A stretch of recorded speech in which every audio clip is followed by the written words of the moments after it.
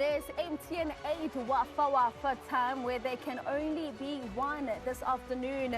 Mamelodi Sundowns out in the first leg. They play host to Lamontville Golden Arrows live from the Lucas Masterpieces Moribe Stadium in Atteridgeville. Amasandawana coming into this encounter, of course, after facing off against Rise and Shine and the quarter-final and securing a 3-2 victory in extra time. While for Abafana Base 10, they managed to get it done against Amakosi by a 0-0. In fact, the only quarter-final clash that was concluded in regulation time. Now, don't forget that you can get your bets on in this match and thousands more at World Sports Betting. Register today at wsb.co.za and get a free 25 Rand bet plus free spins. And of course, as always, play responsibly. Very good afternoon to you. I'm not alone for this Wafa fixture. I am joined in studio by two former players. They've done it on the field of play and now they do it in analysis. And of course, we do have our sign language interpreter as well, or Andiswa Kebashe. But in terms of my analyst in studio, we've got Ginelwe Maestro Matibela as well as the Spider Kid in Itumeleng Kune. Maestro, I'm going to start with you because when you look at Mamelodi Sundowns and how they've been such a dominant force in South Africa, if there's one cup that has eluded them, except for in 2021, under the title sponsor of MTN, it has been this MTN8. Yeah, good afternoon, Kune. Good afternoon, V and the viewers. I think Sundowns definitely a force to be reckoned with when you speak of continental football, but also domestic football. But njengoba usho V, they have not really done as much, especially when it comes to these cup games, especially with this one specifically. I mean, only having won it 4 times, you know, but obviously featuring in it season in, season in. I think it's only 3 seasons where they were not able to feature. So for me, I think it's, you know, high time for them to just, you know, come home and just collect all of it just to, you know, reinforce that they are the best in the continent, not only in the country. But I think also it has got to do with some of the management in their players, who is playing how long, because I've always reiterated on the fact, Yoguti, because they are constantly traveling in between the continents, it has obviously takes a lot from the players, and it's just a matter of looking into the depth of the squad and finding a way on how to manage them so that you have continued consistency within, you know, the results that you're looking for as a coach and management. And we also know that record the Mamelodi Sundowns holds when they play in their home games have not been beaten in the longest of times. But let's speak to Abafana Base 10. They'll want to be more than just the team that knocked Kaizer Chiefs out of the MTN8. They'll certainly want to fight hard to take it all the way to the final. Good afternoon, V, and good afternoon, Ginelwe, and good afternoon to the viewers at home. Yeah. Yes, V, Golden Arrows are high in spirit after knocking out Kaizer Chiefs. And of course, they're going to come into this game thinking they are going to have a walk in the park, just like they did at FNB. But Sundowns is a team that is highly focused on continental football. Yes, they are not investing more in domestic cups, but I think they might have seen that they need to have all these cups and play and compete to win them in order for them to be a force to be reckoned with, because they can't just only in a season go and dominate Champions League and win that Champions League trophy, and back at home they have 0 trophies in the cabinet. So I think Sundowns this time around, you can see they brought in their very strong starting 11, and I think they mean business this 2026-2027 season.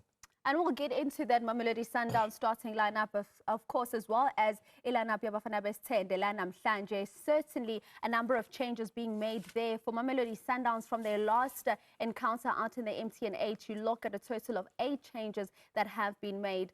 Ginelwe, let's talk to then Coach Miguel Cardoso, of course, coming into this clash, his 40th match at home leading Masandawana. They'll certainly, being led by him, want to look to get a positive result here this afternoon, but prior to heading into the second leg away from home. I think it's very important for Sundowns to, you know, try and collect maximum points in this encounter, because if you look at a team like Golden Arrows in how they play, they might just come to this encounter looking for a draw because of how they are well organized defensively, Kune, which means they might possibly make it very difficult for Sundowns, even though Badalekaya. So I think it's going to be very important for Coach Cardoso, especially in his lineup and the strategy that he's going to deploy, Roy, to try and bring in the players that are, you know, a perfect replacement of those that we're not going to see, especially because of forced changes that have been made, ngama injuries.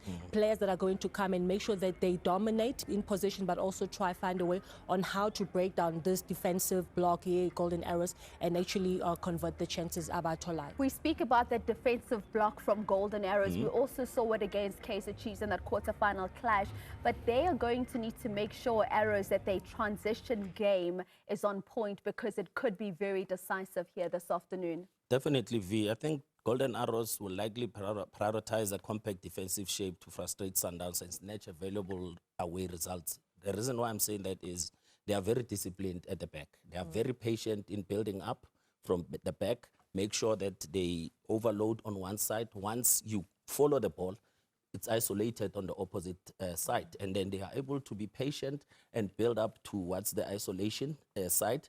And once they get to that, now they change the gear.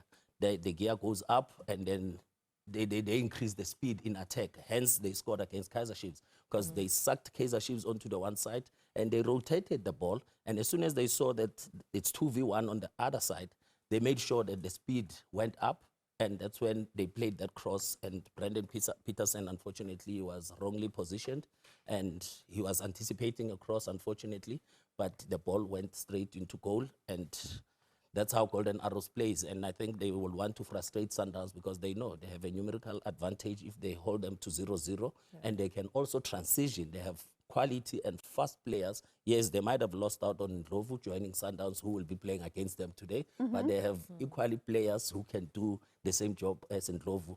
So we are really looking forward to this game in defense and in attack for Golden Arrows. I think they will be in total dominance. Ndlovu, of course, coming up against his former side in Golden Arrows here this afternoon. It will be interesting to see how he comes up there. But just quickly, we spoke about the number of changes we're going to see from Mamelodi Sundowns here this afternoon. The injury list is very long. You look at Khuliso Modawa, you look at Tebogo Mokoena, you look at Antonio van Wyk, Coach Miguel Cardoso are going to have to change things up quite a bit. Definitely, V. I think those are big blows for Sundowns, you know, when you speak about the regular players that we've seen. But again, I think maybe a blessing in disguise for the players, first of all, to be able to get a recovery, but also to allow an opportunity for the others to come in. I mean, we've seen Omailula, who is recently joined, who has been very influential. You still have Oalande within the squad. You have Umudiba, who plays, you know, as a fullback, but also joining in attack to be able to support, you know, for them to create those chances. But also very interesting. The MTN8. It is MTN8 Wafa time, where there can only be one this afternoon. Mamelodi Sundowns out in the first leg. They play host to Lamontville Golden Arrows, live from the Lucas Masterpieces